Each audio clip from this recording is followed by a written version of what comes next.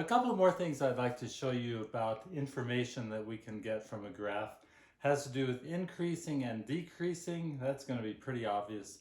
And also, and this is critical, how we can tell what the domain is and the range. Remember at the very beginning of the class, I told you one of the most frequently asked questions is what is the domain and what is the range? Here we go. We'll do that first. Coordinate axis, weak pen. Here is some function here. And I'm going to say that it starts here and it ends here. Now, some functions go on forever, but some functions, you'll see, only have a very limited domain. And the x values that work for this, we go along the x-axis. Let me extend this a little further. From here to here is our domain.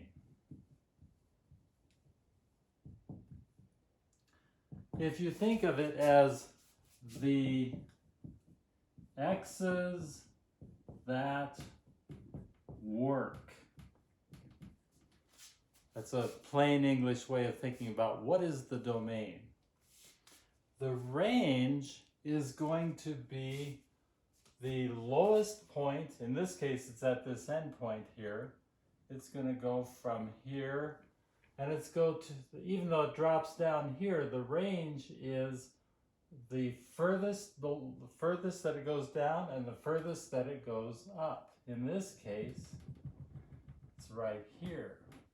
So this is our range. And you can think of that as the y values that we get. Plain English. Okay. If I was talking about net change, that's going to be something different. That would probably, well, it depends on what my interval is. If I talk about net change and average rate of change. But see that other video for that. Domain for this guy is this. Range for this guy is this. Okay, now, whenever we talk about increasing and decreasing functions, we're talking about as we go to the right in the x direction. And you can think of if somebody is hiking along here and they're having to climb uphill, right here, from here to here, on this interval, we are increasing. Our function is getting bigger. But from here to about here, it looks like it's decreasing. And then from here to about, it looks like here, we are increasing. And then from here to about here, the end point, we are decreasing. Your book will show you various ways of telling the intervals for that.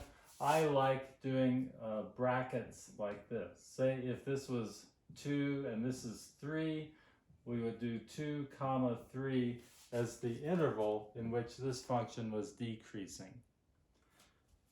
Increasing means as we go this way, we're going up. Decreasing means we go down. And I think this is a pretty good example of a function that does both.